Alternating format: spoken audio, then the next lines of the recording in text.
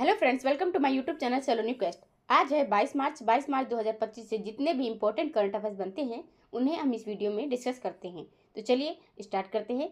हमारा पहला क्वेश्चन है, हाल ही में किस राज्य सरकार ने राजीव युवा विकासम योजना शुरू की है? Recently which state government has launch the Rajiv Yuva Vikasam scheme? तो किस राज्य ने स्कीम लॉन्च की है ये वाली राजीव विकास युवा वाली? तो तेलंगाना ने, उत्तर प्रदेश या बिहार या केरल ने? तो तेलंगाना राज्य ने कौन सी राजीव युवा विकासम जो पहल है योजना शुरू की है? किसने? तेलंगाना राज्य की बात हो रही है जो युवा विकासम युवा शुरू की है योजना, राजीव युवा विकासम योजना। तेलंगाना की राजधानी क्या है? हैदराबाद। हैदराबाद तेलंगाना की राजधानी है। यहाँ के सीएम की बात करें तो रेवंत रेड्डी यहाँ के सीएम है। किसके? तेलंगाना की बात हो रही है। तेलंगाना 2 जून 2014 को भारत में आंध्र प्रदेश से अलग होकर स्थापित किया गया था। कब? 2 जून 2014 को स्थापित किया गया था। बिहार की राजधानी है पटना यहाँ के नीतीश कुमार सीएम है। गवर्नर सीएम यहाँ के नीतीश कुमार है। यहीं पर ग्रामीण क्रिकेट लीग 2025 का आयोजन होगा। कहाँ पर? बिहार में। बिहार में सबसे बड़ा महोत्सव बताया जाए तो पर्व जो होता है वो है क्या है? बिहार का पर्व वो ये छठ पूजा जो होता है बिहार में होता है, सबसे बड़ा पर्व है। और मधुबनी पेंटिंग भी बिहार की है। जाट जटिन डांस जो है लोक नृत्य है वो भी कहाँ का है? यहाँ बिहार का है। केरल की राजधानी है क्या है? तिरुवनंतपुरम केरल की राजधानी है। और यहाँ की अगर सीएम की बात करें तो पिनराई विजयम यहाँ के सीएम है। केरल राज्य की बात कर रहे हैं। केरल की उत्तर प्रदेश की बात करें, उत्तर प्रदेश की राजधानी क्या है? लखनऊ। लखनऊ को नवाबों के शहर के नाम से भी जाना जाता है। किसको? लखनऊ को नवाबों के शहर के नाम से जाना जाता है। उत्तर प्रदेश तो हो गया। अब यहाँ पर यहाँ के गवर्नर और सीएम की बात करें तो गवर्नर हैं यहाँ की आनंदीबेन पटेल जी, और सीएम जो है यहाँ के कौन है? सीएम है बीजेपी पार्टी से है योगी आदित्यनाथ जी, बीजेपी पार्टी से हैं। यहाँ पर एक माँ दुधवा नेशनल पार्क है उत्तर प्रदेश राज्य में। कौन सा? गवाबगंज पक्षी अभ्यारण्य भी है, पीलीभीत टाइगर रिजर्व भी है, और चंद्रप्रभा वन्यजीव अभ्यारण्य भी है। कहाँ पर? उत्तर प्रदेश राज्य की बात हो रही है, उत्तर प्रदेश में। नेक्स्ट, अगर उत्तर प्रदेश की बात करें तो उत्तर प्रदेश में ही प्रयागराज में 2025 का महाकुंभ आयोजित हुआ है। कहाँ पर? प्रयागराज की बात हो रही है, प्रयागराज में, जिसमें पर्यटकों की संख्या कितनी पार कर गई है? 50 करोड़ से ज़्यादा पर्यटकों की संख्या पार कर गई है यहीं पर उत्तर प्रदेश राज्य में। उत्तर प्रदेश में जिले कितने हैं? 75 हैं। और इसमें सीट की बात करें, यहाँ पर सब सीटों में मतलब हर जगह की सीटों में सबसे ज़्यादा है यहाँ की उत्तर प्रदेश की बात कर रहे हैं उत्तर प्रदेश राज्य में। यहाँ पर 75 जिले हैं। नेक्स्ट, 403 विधानसभा में सीटें, विधानसभा में विधान परिषद में सीटें की अगर बात करें तो 100 हैं, लोकसभा में 80 हैं, और राज्यसभा में 31 सीटें हैं। झीलें हैं रामगढ़ ताल, सुरहा ताल, गोविंद बल्लभ पंत सागर और मोती झील। गोविंद बल्लभ पंत सागर जो झील है ये एकमात्र कृत्रिम झील है जो भारत की हमारे सबसे बड़ी कृत्रिम झील है गोविंद बल्लभ पंत सागर, जो रेहंद नदी पर है। और ये कहाँ पर है? सोनभद्र जिले में है। कहाँ के? उत्तर प्रदेश के जिले की बात हो रही है। चरकुला, नौटंकी, रामलीला, रासलीला, धुबिया, थाली, पैथा, छोरा, ये सब यहाँ के लोक नृत्य हैं। आगरा, वाराणसी, मथुरा, ये सब यहाँ के चर्चित स्थल हैं। बीजेपी पार्टी से सीएम कौन है? योगी आदित्यनाथ। और ये दूध उत्पादन में टॉप पर रहा है। कौन? उत्तर प्रदेश राज्य की बात हो रही है, वो दूध उत्पादन में टॉप पर रहा है। दूध में तो रहा ही है, जनसंख्या में भी टॉप पर रहा है। कौन सा? उत्तर प्रदेश राज्य। 2011 की जनगणना के अनुसार उत्तर प्रदेश राज्य जो है वो किसमें? जनसंख्या में टॉप पर रहा है।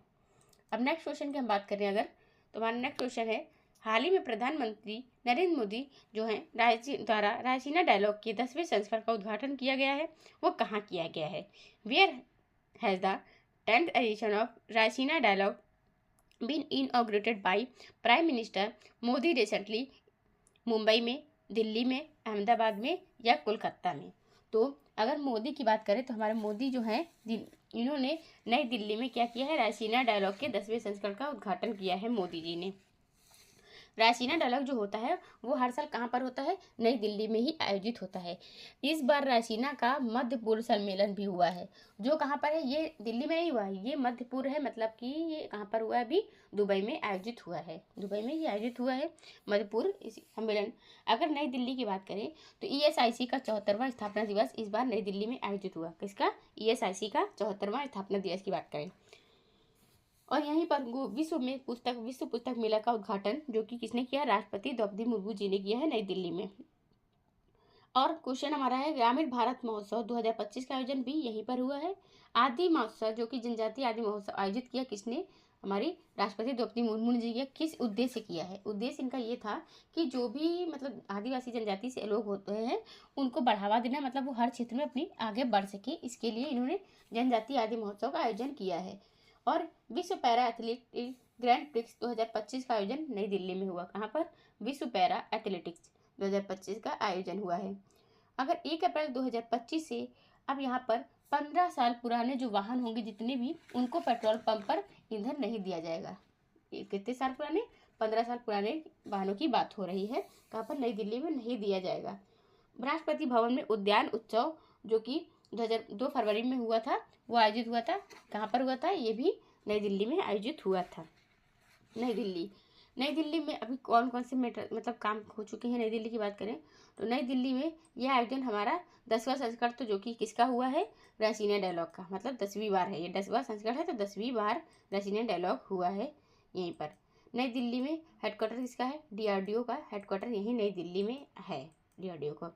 और राष्ट्रपति भवन नई दिल्ली में ही है। Rashtrapati Bhavan, gateway of India जो भी नई दिल्ली में है। कहाँ पर है, इंडिया गेट जो है, सॉरी इंडिया गेट है वो नई दिल्ली में है, यहाँ पर दिल्ली में है।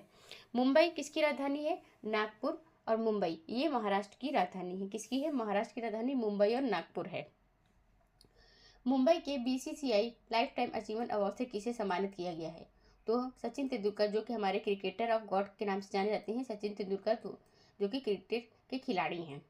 इन्हें अर्जुन पुरस्कार भी मिल चुका है, पद्म भूषण भी मिल चुका है, पद्म विभूषण भी मिल चुका है और पद्म श्री भी मिल चुका है इन्हें। बस पद्म भूषण को छोड़ करके जितने भी भारत के सर्वोच्च नागरिक सम्मान है ये इनको मिल चुके हैं। किसको मिल चुके हैं, हमारे ये सचिन तेंदुलकर जी को 2014 में इनको भारत रत्न मिला था। मुंबई, अब मुंबई तो हो गया। अब नेक्स्ट क्वेश्चन हमारा अहमदाबाद शहर कहाँ पर है, गुजरात में स्थित है ये। और किस नदी के किनारे स्थित है, तो ये साबरमती नदी के किनारे स्थित है। कौन सा, अहमदाबाद शहर। लोथल और धौलावीरा गुजरात में ही स्थित है। साबरमती आश्रम भी कहाँ पर है, खेड़ा आंदोलन जो कि महात्मा गांधी जी ने किया था ना, वो कहाँ पर है, ये भी कहाँ, गुजरात में स्थित है, खेड़ा। इसी पर गुजरात में इन्होंने किया था, गांधी जी ने कौन सा आंदोलन किया था 1918 में, खेड़ा आंदोलन किसानों के हित के लिए किया था। अगर गुजरात की बात करें तो पीएम ने बंतारा का उद्घाटन किया जामनगर गुजरात में। गुजरात सरकार ने समान नागरिक संहिता का मसौदा तैयार करने के लिए 5 सदस्यीय समिति गठित की। गुजरात के कच्छ जिले के गुनेरी गांव को जैव विविधता धरोहर घोषित किया गया। और पीएम सूर्य घर योजना स्थापित करने में शीर्ष पर रहा है गुजरात राज्य। गुजरात का भावाई नृत्य जो है लोक प्रथा का प्रतिनिधित्व करता है, गुजरात का भावाई नृत्य। नेक्स्ट हो गया हमारा क्वेश्चन कोलकाता। अब कोलकाता कहाँ है, तो क्वेश्चन कोलकाता है पश्चिम बंगाल में। पश्चिम बंगाल की राजधानी है कोलकाता। अब यहाँ की ममता बनर्जी सीएम है और सीवी आनंद बोस जो गवर्नर है सीवी आनंद बोस जी। यहाँ पर की अगर बात करें तो बोई पुस्तक मेला जो सबसे पुराना पुस्तक मेला था कहाँ पर आयोजित हुआ है, कोलकाता में आयोजित हुआ है। 8वें ग्लोबल व्यापार सम्मेलन का उद्घाटन ममता बनर्जी ने किया है। पूर्वी रेलवे जोन का हेडक्वार्टर कलकत्ता में शहर में स्थित है। भारत और बांग्लादेश संयुक्त नदी आयोग की बैठक, तकनीकी समिति की बैठक जो हुई है वो कहाँ पर हुई, कोलकाता में हुई है। पश्चिम बंगाल का बाउल नृत्य किस प्रकार के लोग करते हैं, लोकनायक। यूनेस्को सिटी ऑफ लिटरेचर किसको दर्जा मिला है, अभी हाल ही में किसको मिला है दर्जा, यूनेस्को सिटी ऑफ लिटरेचर का दर्जा, तो कोलकाता को मिला है। यूनेस्को सिटी ऑफ लिटरेचर का दर्जा मिला है, इनको कोलकाता को मिला है। अब नेक्स्ट क्वेश्चन हमारा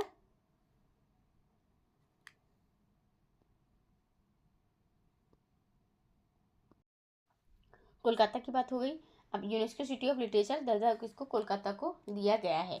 नेक्स्ट क्वेश्चन है हमारा भारत में प्रतिवर्ष किस तारीख को आयुध निर्माण दिवस मनाया जाता है, on which date is ordnance manufacturing day celebrated every year in India. General knowledge, मतलब 18 मार्च को, 19 मार्च, 20 मार्च या 21 मार्च को मनाया जाता है।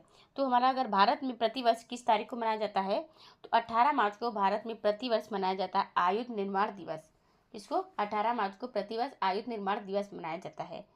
अगर हम मार्च के दिवस की बात करें तो 1 मार्च को क्या मनाया जाता है, विश्व नागरिक सुरक्षा दिवस मनाया जाता है। शून्य भेदभाव दिवस मनाया जाता है, 1 मार्च की बात हो रही है ना, 1 मार्च को मनाया जाता है विश्व नागरिक सुरक्षा दिवस। शून्य भेदभाव दिवस भी मनाया जाता है 1 मार्च को। 1 मार्च की अगर 3 मार्च की बात करें, 15 मार्च को विश्व उपभोक्ता अधिकार दिवस मनाया जाता है। कब? 15 मार्च को विश्व उपभोक्ता अधिकार दिवस मनाया जाता है। और 3 मार्च को विश्व श्रवण दिवस मनाया जाता है, जो कि 2015 से शुरू हुआ था। विश्व वन्य जीव दिवस की बात करें तो वो भी 3 मार्च को मनाया जाता है। राष्ट्रीय सुरक्षा दिवस कब मनाया जाता है? राष्ट्रीय सुरक्षा दिवस 4 मार्च को मनाया जाता है। अंतर्राष्ट्रीय महिला दिवस 8 मार्च को मनाया जाता है। इसकी जो अगर हम थीम की बात करें तो वो एसिलेटेड एक्शन इसकी थीम है। राष्ट्रीय सुरक्षा दिवस हर साल 4 मार्च को मनाया जाता है। और 18 मार्च को जैसा कि क्या मनाया जाता है? आयुध निर्माण दिवस मनाया जाता है। आयुध निर्माण दिवस मनाया जाता है 4 मार्च को। किसको? 18 मार्च की बात हो रही है। 18 मार्च। और भी मार्च के दिवस की अगर बात करें, जितने भी मार्च में दिवस मनाए जाते हैं, मार्च के दिवस की थीम और मार्च के दिवस जैसे हम बताते हैं, तो राष्ट्रीय सुरक्षा दिवस 4 मार्च को, अंतर्राष्ट्रीय महिला दिवस 8 मार्च को और 15 मार्च को विश्व उपभोक्ता अधिकार दिवस मनाया जाता है। आयुध निर्माण दिवस 22 मार्च को मनाया जाता है। 18 मार्च को 22 मार्च को विश्व जल दिवस मनाया जाता है। कब? 22 मार्च को विश्व जल दिवस मनाया जाता है। नेक्स्ट क्वेश्चन हमारा 15 मार्च को जैसे कि हमारा विश्व उपभोक्ता अधिकार दिवस मनाया जाता है। यह राष्ट्रपति जॉन एफ जैसे कि कैनेडी के संबोधन की याद में चुनी गई थी, वहां जहां वे उपभोक्ता अधिकारों को औपचारिक रूप से मान्यता देने वाले विश्व नेता बने थे। अगर प्रथम विश्व उपभोक्ता दिवस कब मनाया गया था? पहली बार 1983 में मनाया गया था विश्व उपभोक्ता अधिकार दिवस। यह तिथि राष्ट्रपति जॉन एफ कैनेडी के 15 मार्च 1962 को अमेरिकी कांग्रेस को दिए गए संबोधन की याद में चुनी गई थी। कब? संबोधन की याद में चुनी गई थी। उपभोक्ता दिवस मनाया जाता है 15 मार्च को। और 18 मार्च को मनाया जाता है आयुध निर्माण दिवस मनाया जाता है। मार्च के और भी दिवस कौन कौन से हैं? 16 मार्च की अगर बात करें तो 16 मार्च को राष्ट्रीय टीकाकरण दिवस मनाया जाता है, जो इम्यूनाइजेशन डे भी कहा जाता है, जिसको इम्यूनाइजेशन डे। इस दिन को मनाने का मकसद है टीकाकरण के महत्व और सार्वजनिक स्वास्थ्य में इसकी भूमिका को बताना है। नेक्स्ट क्वेश्चन है हमारा, जैसे कि यहाँ पर हम मार्च के दिवस की अगर बात करें तो अंतर्राष्ट्रीय महत्वपूर्ण दिन 1 मार्च को विश्व शून्य भेदभाव दिवस मनाया जाता है। विश्व नागरिक सुरक्षा दिवस मनाया जाता है। आत्म चोट जागरूकता दिवस, विश्व वन्य जीव दिवस, विश्व श्रवण दिवस, अंतर्राष्ट्रीय महिला दिवस। 14 मार्च को पाई दिवस, नदियों के लिए अंतर्राष्ट्रीय कार्रवाई दिवस मनाया जाता है। विश्व उपभोक्ता अधिकार दिवस 15 मार्च को। 20 मार्च को अंतर्राष्ट्रीय प्रसन्नता दिवस और विश्व गौरैया दिवस मनाया जाता है। 21 मार्च को विश्व वानिकी दिवस, विश्व डाउन सिंड्रोम दिवस, विश्व कविता दिवस और 22 मार्च को विश्व जल दिवस मनाया जाता है। 22 मार्च को। नेक्स्ट क्वेश्चन है यहाँ पर 23 मार्च को विश्व मौसम विज्ञान दिवस मनाया जाता है। 24 मार्च को विश्व क्षय रोग दिवस मनाया जाता है, टीबी दिवस। 25 मार्च को अजन्मे बच्चे का अंतर्राष्ट्रीय दिवस, हिरासत में लिए गए और लापता कर्मचारियों के लिए एक साथ एकजुटता का अंतर्राष्ट्रीय दिवस। 26 मार्च को मिर्गी का बैगनी दिवस मनाया जाता है और 27 मार्च को विश्व रंगमंच दिवस मनाया जाता है। नेक्स्ट क्वेश्चन की हम बात करते हैं, हाल ही में किस राज्य सरकार ने हेरिटेज इमारतों को होटल के रूप में विकसित किया है? किस राज्य सरकार की बात हो रही है? हेरिटेज इमारतों को होटल के रूप में विकसित किया है। तो अगर हम बात करें तो उत्तर प्रदेश, महाराष्ट्र या पंजाब या राजस्थान। तो हमारा जो राज्य है वो उत्तर प्रदेश राज्य है, जिसने हेरिटेज इमारतों को होटल के रूप में विकसित किया है। हेरिटेज इमारतों को। उत्तर प्रदेश राज्य की राजधानी है क्या? लखनऊ है। उत्तर प्रदेश के सीएम है योगी आदित्यनाथ जी। यहाँ की गवर्नर है आनंदीबेन पटेल जी। और यहीं पर एकमात्र दुधवा नेशनल पार्क पाया जाता है उत्तर प्रदेश राज्य में। उत्तर प्रदेश में नवाबगंज पक्षी अभ्यारण्य है, मोती झील है और यहीं पर पीलीभीत टाइगर रिजर्व है और चंद्रप्रभा गैंड सेंचुरी भी है। रामगढ़ ताल, सुरहा ताल, गोविंद बल्लभ पंत सागर, ये सब झीलें हैं यहाँ की। 75 जिले हैं, 403 विधानसभा में सीटें हैं। विधान परिषद में 100 सीटें और लोकसभा में 80 सीटें और राज्यसभा में 31 सीटें हैं। यहाँ की अगर लोक नृत्य की बात करें तो चरकुला, नौटंकी, रामलीला, रासलीला, धुबिया, थाली, पैथा, छोरा, ये सब यहाँ के लोक नृत्य हैं। आगरा, वाराणसी, प्रयागराज, मथुरा, ये सब यहाँ के चर्चित स्थल हैं जो कि घूमने वाली जगह हैं। अगर पंजाब राज्य की बात करें तो पंजाब की राजधानी क्या है? चंडीगढ़। पंजाब और हरियाणा दोनों की ही राजधानी चंडीगढ़ है। पंजाब में अंतर्राष्ट्रीय गीता महोत्सव मनाया गया है और यहीं पर अंतर्राष्ट्रीय कौन सा महोत्सव? सरस्वती महोत्सव भी यहीं पर हुआ है। गवां संरक्षण योजना भी हरियाणा, पंजाब में, हरियाणा में गवां संरक्षण योजना शुरू हुई है, लेकिन ये पंजाब है। अब पंजाब के सीएम की बात करें तो भगवंत मान है, जो आम आदमी पार्टी से हैं। गुलाब चंद कटारिया यहाँ के गवर्नर हैं। जिले 23 हैं। विधानसभा में 117 सीटें, लोकसभा में 13, राज्यसभा में 7 सीटें हैं।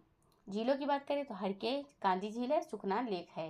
नेशनल पार्क हरिकेन वन अभ्यारण्य है, झज्जर मसौली अभ्यारण्य है, यहाँ पर वीर मोती भी है, किला मुबारक, जलियांवाला बाग, ये कहाँ पर है, अमृतसर, ये सब पंजाब में ही है। धूमल और गिद्धा और पंजाब का ये भांगड़ा, धूमल गिद्धा भांगड़ा ये पंजाब के लोक नृत्य हैं। अगर हम राजस्थान की बात करें तो राजस्थान के सीएम हैं भजन लाल शर्मा जी। यहाँ की राजधानी की बात करें तो पिंक सिटी के नाम से इसे जाना जाता है। किसको? राजस्थान की जयपुर सिटी को जाना जाता है, पिंक सिटी को राजस्थान। उत्तर प्रदेश है, पंजाब हो गया, राजस्थान। राजस्थान में सांभर झील है, जो खारे पानी की सबसे बड़ी झील है। यहीं पर कौन सी? राजसमंद, पिथौरा, ये सब झीलें हैं। कहाँ पर है? पुष्कर झील है, कहाँ पर है? ये राजस्थान में है। राजस्थान में रणथंभौर नेशनल पार्क है, केवलादेव पक्षी अभ्यारण्य है, सरिस्का नेशनल पार्क है यहाँ के। और यहाँ के अगर डांस की बात करें, लोक नृत्य की, तो गोगा, पनिहारी, झूमर यहाँ के लोक नृत्य हैं। झूमर कहाँ का है? राजस्थान का। घूमर कहाँ का है? नहीं, घूमर है राजस्थान का। झूमर, झा से झारखंड और झा से झूमर, तो झारखंड का लोक नृत्य है झूमर। और झूमोर असम का लोक नृत्य है। महाराष्ट्र की बात करें तो महाराष्ट्र राज्य, महाराष्ट्र की क्या है इस टाइम प्रेजेंट में जो सीएम है वो है देवेंद्र फडणवीस, महाराष्ट्र के सीएम है। और मुंबई और नागपुर यहाँ की राजधानी है। कहाँ की? महाराष्ट्र की राजधानी मुंबई और नागपुर है। मुंबई का BCCI life time achievement award किसको दिया गया है? जो कि सचिन तेंदुलकर जी को दिया गया है। यहाँ पर महाराष्ट्र में ही पहला एआई विश्वविद्यालय महाराष्ट्र में स्थापित किया गया है। एआई 2025 में मुंबई में BCCI life time achievement award दिया गया, किसको? सचिन तेंदुलकर जी को दिया गया है। महाराष्ट्र में नासिक है, नासिक जो कि गोदावरी नदी के तट पर स्थित है। यहीं पर लोनार झील है, जो कि पिंक लेक के नाम से भी जाना जाता है, जिसे किसको? लोनार झील की बात हो रही है। एलोरा जनता गुफाएं कहाँ पर है? महाराष्ट्र में ही है। नेक्स्ट क्वेश्चन हमारा, हाल ही में चंद्रयान 5 मिशन को भारत सरकार ने मंजूरी दी है और यह मिशन किस देश के सहयोग से किया जाएगा? तो मिशन सहयोग की बात हो रही है, तो किसके सहयोग से किया जाएगा? तो recently the Chandrayaan 5 mission has been approved by the Indian government and this mission will be done in collaboration with which country? Chandrayaan 5 की अगर बात करें तो चंद्रयान 5 लॉन्च कब होगा, ये बात हो रही है। तो चंद्रयान 5 मिशन जो है वो केंद्र की मंजूरी चंद्रमा की सतह की स्टडी के लिए 250 किलोग्राम का रोवर ले जाएगा और यह चंद्रयान 3 से 10 गुना ज़्यादा वजनी होगा। किसका? चंद्रयान 3 जब 2023 में लॉन्च किया गया था इसरो के द्वारा, तो उससे 10 गुना ज़्यादा वजन वाला है ये। चंद्रयान 3 मिशन के विक्रम लैंडर ने 23 अगस्त 2023 को चंद्रमा की सतह पर सॉफ्ट लैंडिंग की थी। और चंद्रयान 4 कब लॉन्च होगा? तो ये है जनवरी 2025 तक अवधारणा मतलब पूरा कर दिया गया कि भाई डिज़ाइन किया गया कि ये मिशन के 2027 के आसपास लॉन्च होने की इसकी उम्मीद है। कब है? 2025 के आसपास, क्योंकि 2028 को 5 लॉन्च होगा चंद्रयान 5 और चंद्रयान 4 जो है 2027 को लॉन्च किया जाएगा। चंद्रयान कब लॉन्च किया जाएगा? 22 अक्टूबर। चंद्रयान अगर पहले की बात करें, पहला भी तो हुआ होगा ना, जब 4-5 आ गया तो पहला भी जरूर हुआ होगा। चंद्रयान पहला चंद्रमा के लिए भारत का पहला जब मिशन लॉन्च किया गया था वो 22 अक्टूबर 2008 को SDSC श्रीहरिकोटा से सफलतापूर्वक लॉन्च किया गया था। अंतरिक्ष यान जो कि चंद्रमा के रासायनिक खनिज और फोटो भूवर्गिक मानचित्रण के लिए चंद्रमा की सतह से 100 किलोमीटर की ऊंचाई पर चंद्रमा के चारों ओर परिक्रमा कर रहा था। चंद्रयान मिशन ये, और चंद्रयान 5 मिशन, और ये चंद्रयान 5 मिशन लॉन्च कौन कर रहा है, किसके साथ में मंजूरी कर रहा है ये हमारा देश?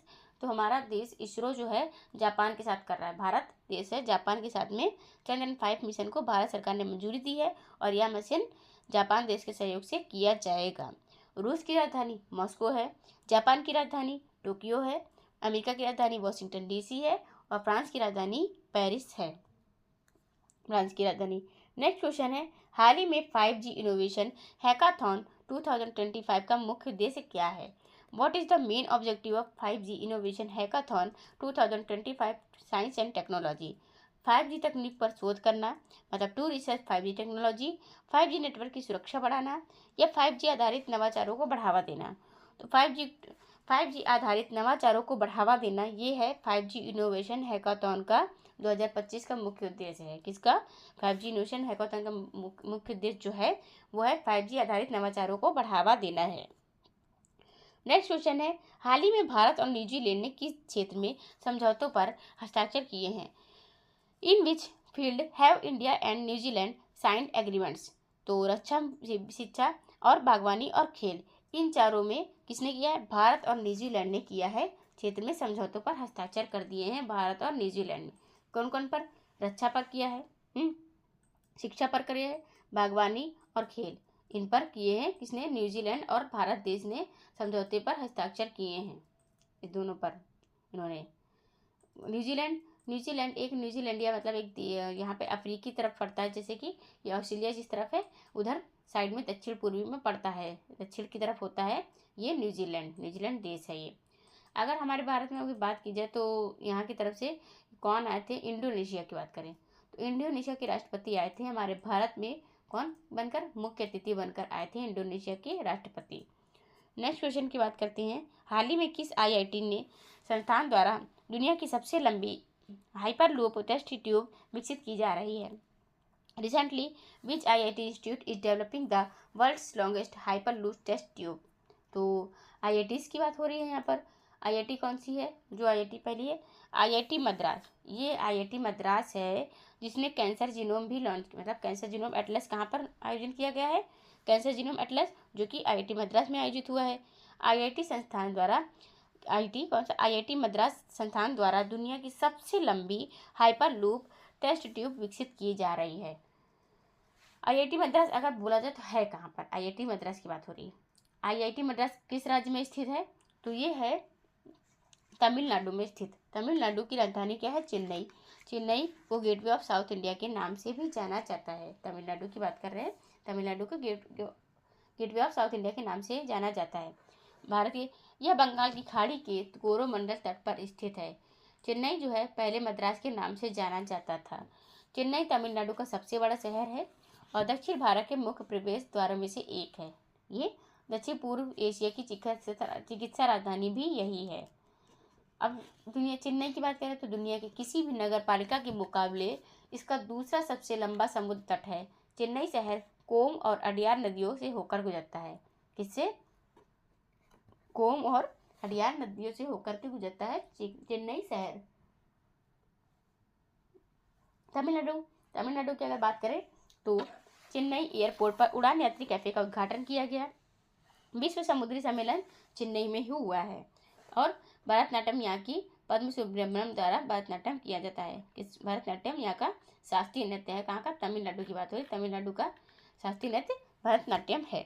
IIT दिल्ली दिल्ली में है, IIT मुंबई महाराष्ट्र में है और IIT मद्रास चेन्नई में है। IIT कानपुर कहाँ पर है? ये उत्तर प्रदेश राज्य में स्थित है, IIT Kanpur.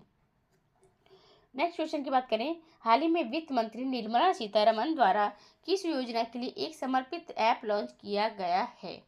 Recently, a dedicated app was launched for which country, which scheme by Finance Minister Nirmala Sitharaman? तो प्रधानमंत्री किसान सम्मान निधि योजना, जो किसका? PM किसान सम्मान निधि योजना। प्रधानमंत्री इंटर्नशिप योजना, मतलब तो इसका आंसर है हमारा प्रधानमंत्री इंटर्नशिप योजना जो है किसने लॉन्च की है? वित्त मंत्री निर्मला सीतारमण जी ने इस योजना के लिए, किस योजना के लिए? प्रधानमंत्री इंटर्नशिप योजना के लिए एक समर्पित ऐप लॉन्च किया है। ये हमारी 8वीं बार, जो इस बार 1 फरवरी 2025 को जब बजट पेश किया गया तो हमारी निर्मला सीतारमण जी ने इस बार 8वीं बार लगातार अपना बजट पेश किया है। इन्होंने कौन सी पेंटिंग की साड़ी पहनी थी? मधुबनी पेंटिंग की साड़ी पहनी थी। मधुबनी पेंटिंग होती कहाँ है? वो होती है कहाँ पर? बिहार में होती है मधुबनी पेंटिंग की साड़ी पहनी थी। और बजट में ये भी बताया कि 12 लाख की इनकम तक वाले लोगों को टैक्स नहीं देना पड़ेगा। किसको? 12 लाख इनकम वाले लोगों को टैक्स नहीं पे करना पड़ेगा। अब नेक्स्ट क्वेश्चन हमारा, हाल ही में IGNCA के स्थापना दिवस 3 दिवसीय मनाया गया। Recently IGNCA celebrated foundation day for 3 days। कौन सा? 38वां स्थापना दिवस मनाया है। किसने? IGNCA ने अपना 38वां स्थापना दिवस मनाया है। कब? 3 दिवसीय स्थापना दिवस मनाया IGNDA ने। नेक्स्ट क्वेश्चन की बात करें तो हाल ही में किस संस्थान पर छत्रपति शिवाजी महाराज के पहले मंदिर का उद्घाटन किया गया है? Recently where was the first temple of Chhatrapati Shivaji Maharaj inaugurated? Pune, Mumbai, Bhiwandi, Nagpur. तो मुंबई में छत्रपति शिवाजी के छत्रपति शिवाजी महाराज के पहले मंदिर का उद्घाटन किया गया है मुंबई में।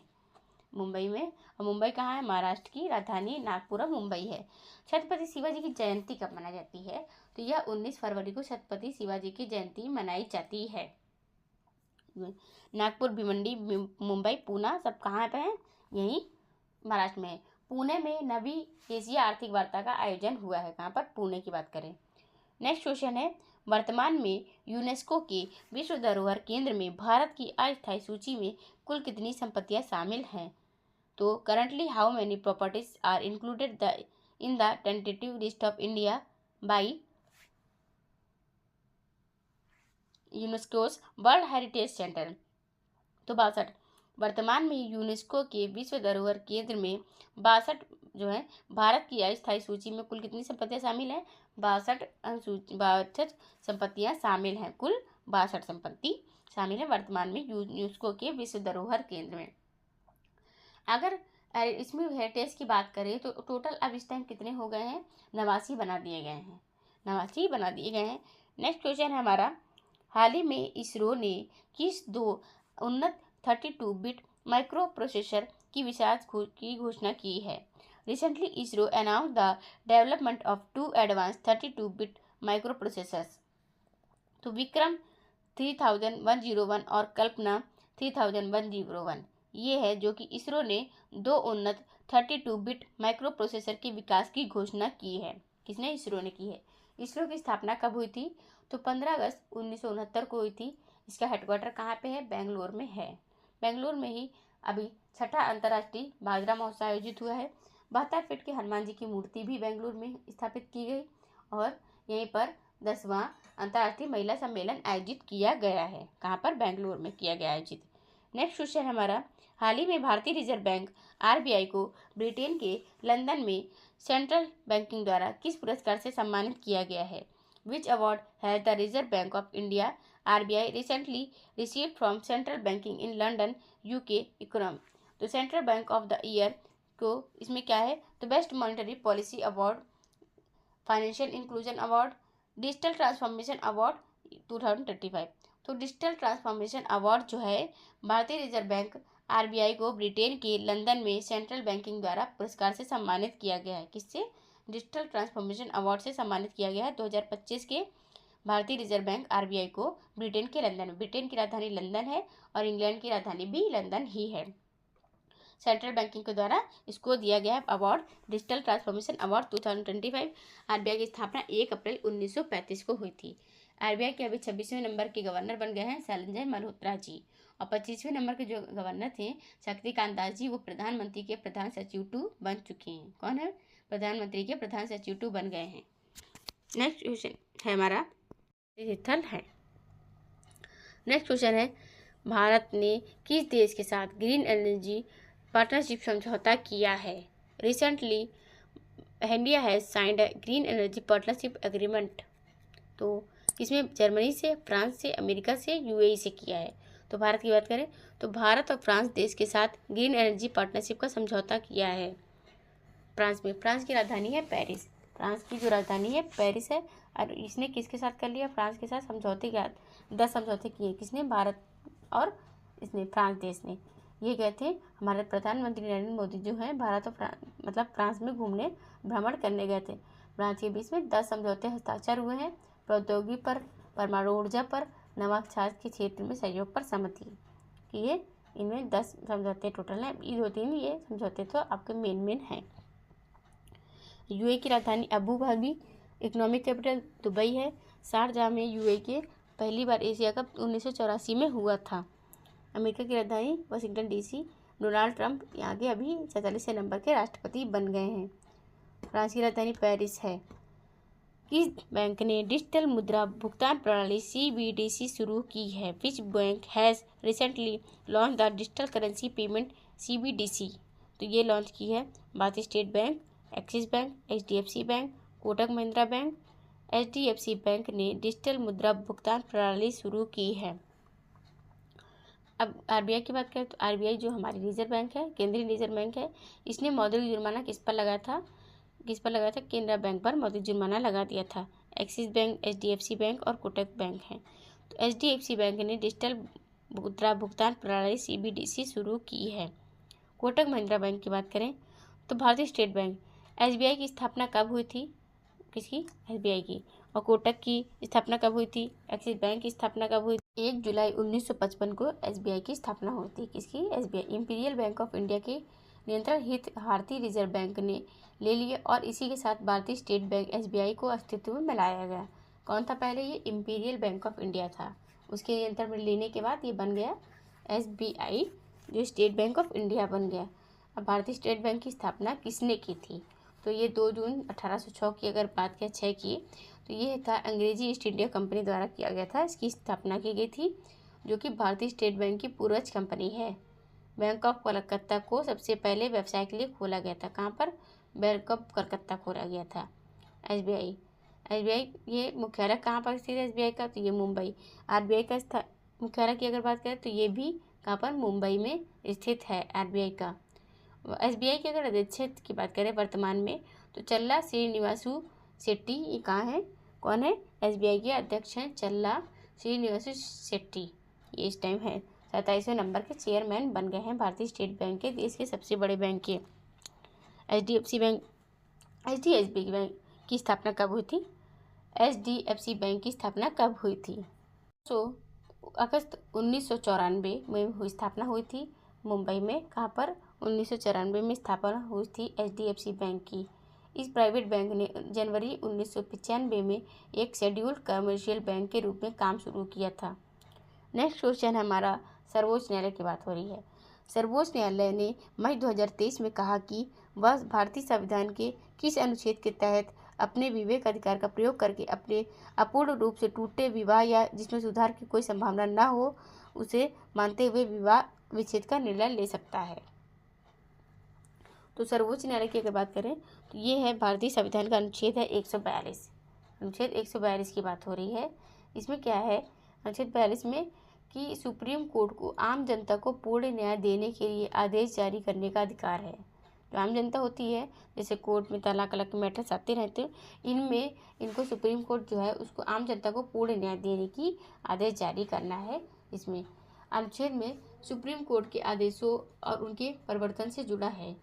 142 आर्टिकल जो है, सुप्रीम कोर्ट अपने आधिकारिक क्षेत्र का इस्तेमाल करके लंबित किसी भी मामले में पूर्ण न्याय करने के लिए आदेश पारित कर सकता है।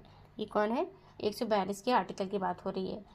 सुप्रीम कोर्ट किसी व्यक्ति को इसकी उपस्थिति सुनिश्चित करने, दस्तावेजों की खोज या पेश करने या किसी आवागमन की जांच या दंड देने के लिए आदेश दे सकता है। सुप्रीम कोर्ट है ये 142 आर्टिकल है। इसका इस्तेमाल किन किन मामलों में किया जाता है? तलाक देने के अधिकार में, मतलब तलाक देना है। हिंदू विवाह अधिनियम के तहत विवाह के अपरिवर्तनीय विघटन को तलाक के आधार के रूप में मान्यता देना। राष्ट्रीय और राजमार्गों पर शराब की बिक्री पर प्रतिबंध लगाना, ये भी किसके तहत आता है? 142 के तहत आता है। भोपाल गैस त्रासदी के बाद यूनियन कार्बाइड कॉरपोरेशन UCC और भारत सरकार के बीच हुए समझौते को बरकरार रखना, ये 142 आर्टिकल के तहत आता है। किसके? 142 के तहत आता है। क्या अनुच्छेद 142 को चुनौती दी जा सकती है? भारत के निर्वाचन आयोग द्वारा अपने कर्तव्यों का निर्वहन करते समय लिए गए निर्णयों को किसी भी न्यायालय में चुनौती नहीं दी जा सकती है। क्या मतलब? इसको चुनौती नहीं दी जा सकती। किसको? 142 आर्टिकल की बात हो रही है। संविधान में न्याय का क्या महत्व है? न्याय के माध्यम से अधिकारों का पालन किया जा सकता है। नेक्स्ट क्वेश्चन है, भारतीय संविधान का 143 निम्नलिखित में से किससे संबंधित है? Which of the following does Article 143 of the Indian Constitution relate to? उच्चतम न्यायालय से परामर्श करने की राष्ट्रपति की शक्ति, प्रेसिडेंट पावर टू उच्चतम न्यायालय के कुछ मामलों को उच्चतम न्यायालय में स्थानांतरित करने की राष्ट्रपति की शक्ति। तो मतलब प्रेसिडेंट पावर टू ट्रांसफर कम cases from high court to supreme court. राष्ट्रीय न्यायिक नियुक्ति आयोग नियुक्त करने की राष्ट्रपति की शक्ति, प्रेसिडेंट्स पावर। उच्चतम न्यायालय के अधिकारिता की वृद्धि करने की राष्ट्रपति की शक्ति। ये है उच्चतम न्यायालय से परामर्श करने की राष्ट्रपति की जो शक्ति। उच्चतम न्यायालय होते हैं जो सुप्रीम कोर्ट, उनसे प्रेसिडेंट पावर जो होती है ना, कंसल्ट द सुप्रीम कोर्ट। किससे? सुप्रीम कोर्ट से जो परामर्श करने की शक्ति किसके पास होती है? राष्ट्रपति की शक्ति जो होती है। ये 143 की बात हो रही है आर्टिकल में, 143 में आर्टिकल में है किसकी? राष्ट्रपति की शक्ति उच्चतम न्यायालय से परामर्श लेने की। राष्ट्रपति जो है, उच्चतम न्यायालय हो या सुप्रीम कोर्ट हो, किसी के भी हो, चीफ जस्टिस ऑफ इंडिया हो, उनको सबकी नियुक्ति कौन करते हैं? राष्ट्रपति करते हैं। भारत के राष्ट्रपति जो अभी 15वें नंबर की द्रौपदी मुर्मू हैं। चीफ जस्टिस ऑफ इंडिया 91वें नंबर के संजीव खन्ना हैं इस टाइम वर्तमान में। के अनुसार भारत का राष्ट्रपति लोकहित या संविधान की व्याख्या से संबंधित किसी विषय को सर्वोच्च न्यायालय के पास परामर्श के लिए भेज सकता है।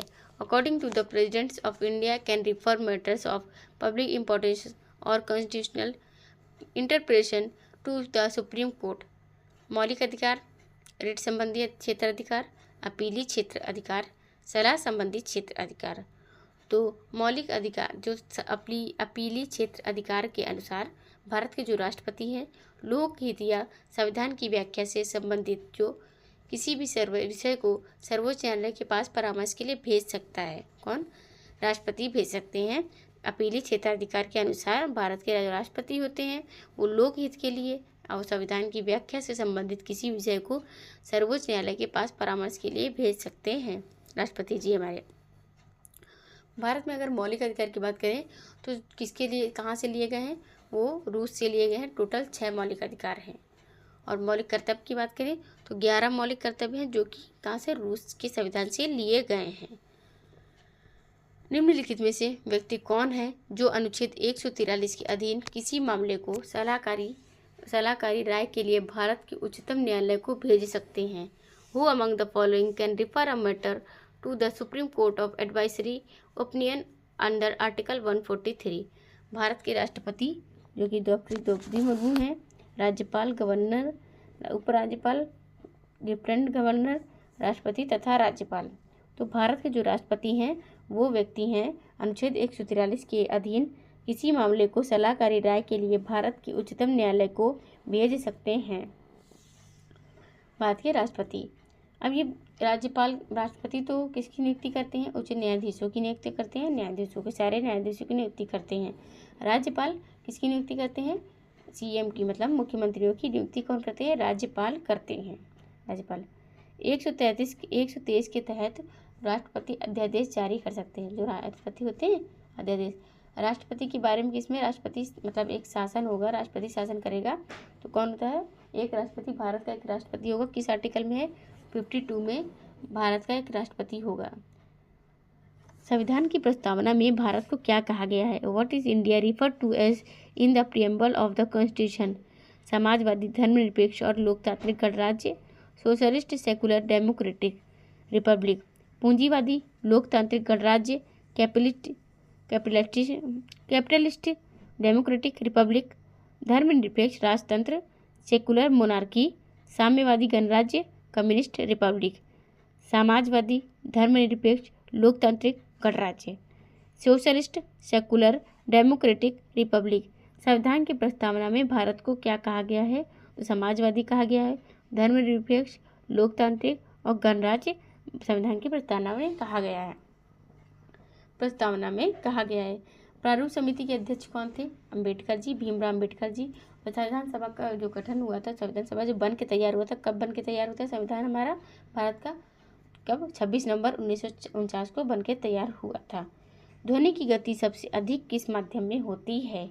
In which medium is the speed of sound the highest? तो एयर में, हवा में, पानी में, स्टील में या निर्वात वैक्यूम में? स्टील में ध्वनि की गति जो होती है वो सबसे ज़्यादा होती है। किसमें? स्टील में होती है ध्वनि की गति होती है सबसे ज़्यादा। सबसे कम होती है किसमें? गैस में। और तरल में बीच में, मतलब मीडियम में होती है, तरल में। ये ध्वनि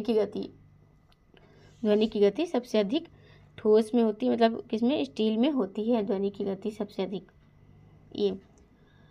ये आवाज़ ध्वनि की जो होती है गूंजती है। ध्वनि की बात करें, ध्वनि गूंज।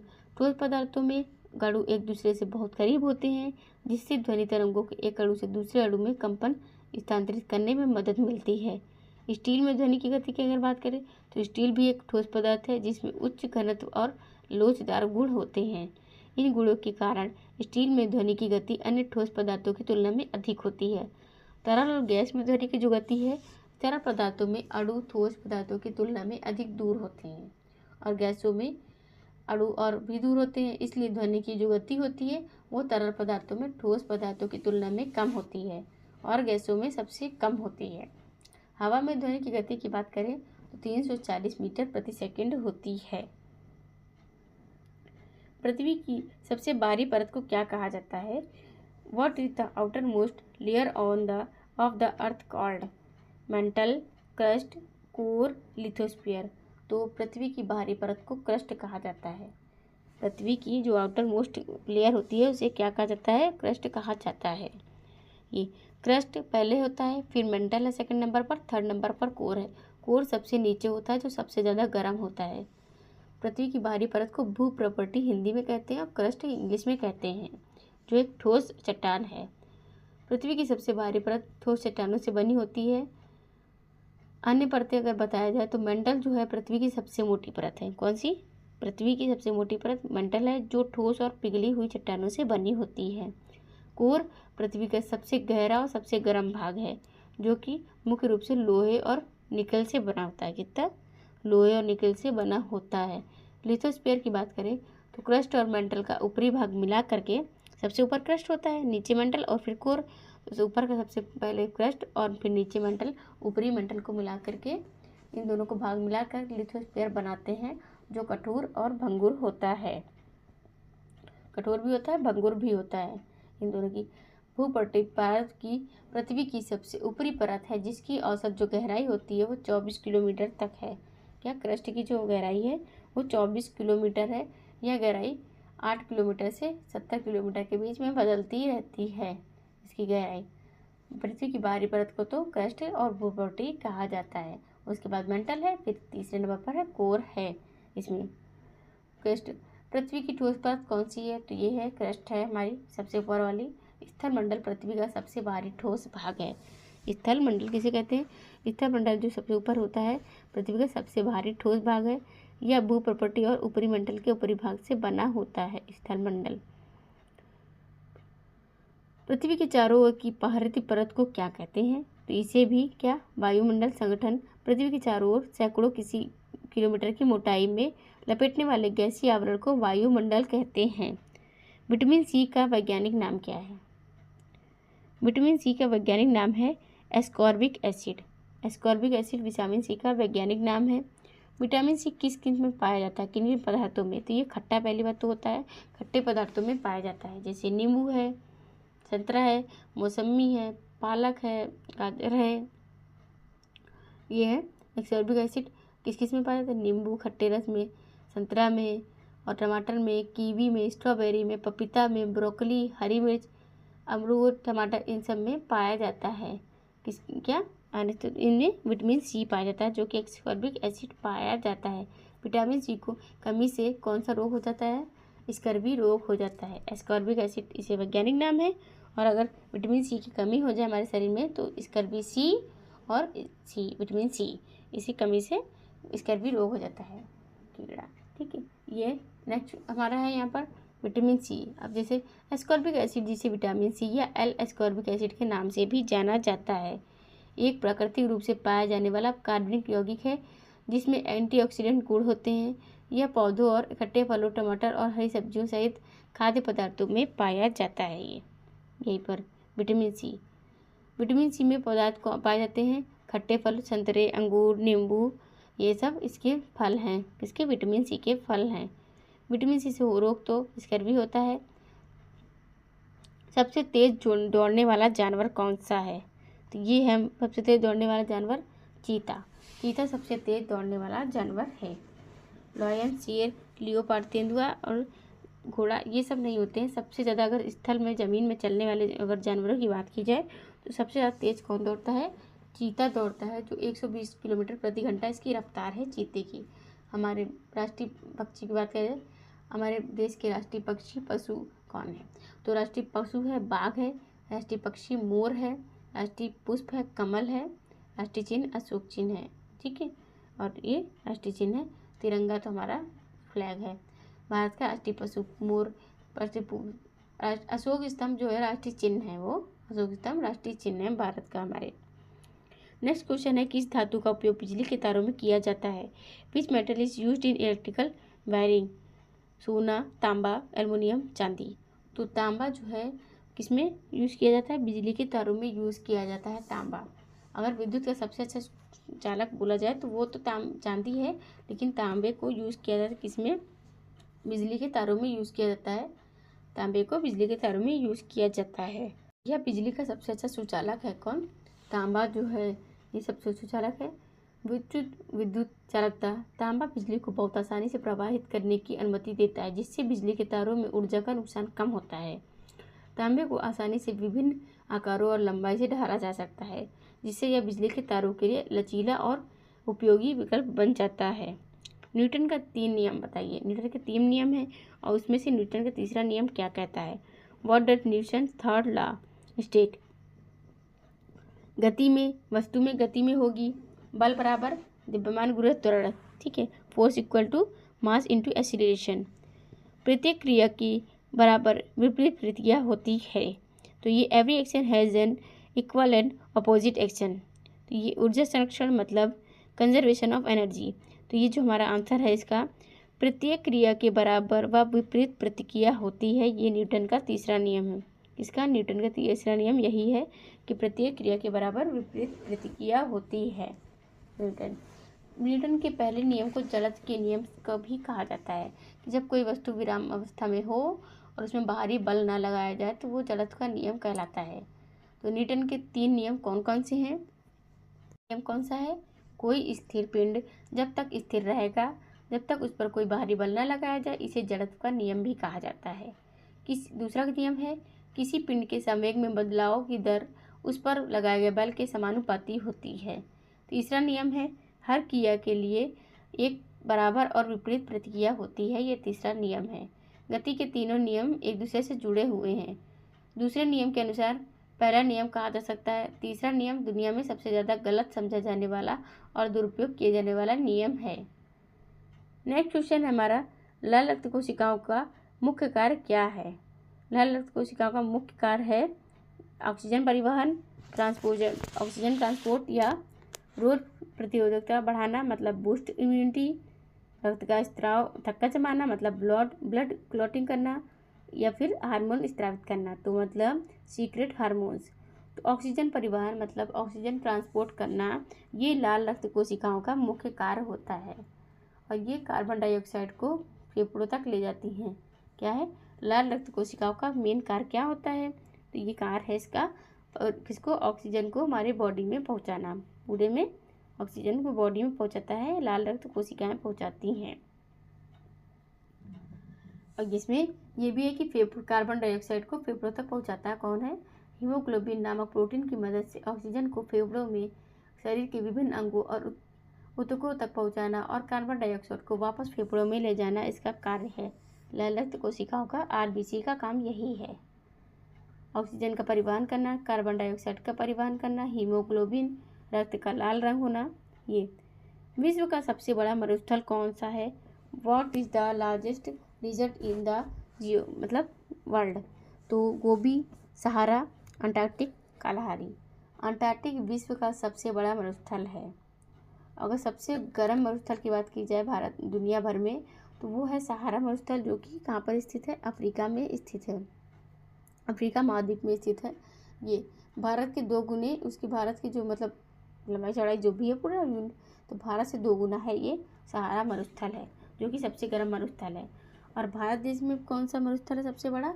थार मरुस्थल देश है, जो कि राजस्थान में स्थित है और पाकिस्तान और राजस्थान का बॉर्डर इसमें पड़ता है, मतलब बॉर्डर बनाता है ये। कौन सा? थार हमारे यहाँ जो उत्तर कहाँ पर है? भारत में है। और अगर किसकी बात की जाए, एशिया की बात की जाए, एशिया में सबसे बड़ा कौन है? तो वो है गोबी मरुस्थल एशिया का सबसे बड़ा मरुस्थल है, गोबी वाला एशिया का है सबसे बड़ा। नेक्स्ट क्वेश्चन है, लोहा जंग क्यों खाता है? तो वाई डज आयरन रस्ट? पानी के संपर्क में आने से ऑक्सीजन के संपर्क में आने से, हवा और पानी के संपर्क में आने से, उच्च तापमान के कारण। तो हवा और पानी के संपर्क में आने से लोहा जंग खाता है। Exposure to both air and water. तो वाई डज आयरन रस्ट, लोहा जंग क्यों खाता है? तो वो जब पानी और उसको हवा दोनों साथ मिल जाते हैं तो लोहा जंग खाता है, लोहा जंग खाता है इसमें। नेक्स्ट क्वेश्चन हमारा, पृथ्वी पर गुरुत्वाकर्षण का खोजकर्ता कौन था? तो ये who discovered gravity? Galileo, Newton, Einstein, Copernicus. Newton ने गैलीलियो मतलब किसका गुरुत्वाकर्षण की खोज की थी? किसने? न्यूटन ने की थी। ये गाइस, आपको ये वीडियो कैसी लगी है? अगर वीडियो अच्छी लगी हो तो कमेंट बॉक्स में कमेंट करके ज़रूर बताइएगा। एंड अगर आपने हमारे चैनल को अभी तक सब्सक्राइब नहीं किया है तो चैनल को सब्सक्राइब कर लें एंड बेल आइकन को ऑन कर लें, जिससे कि आपको आगे की वीडियो की नोटिफिकेशन मिलती रहे। Thank you for the watching.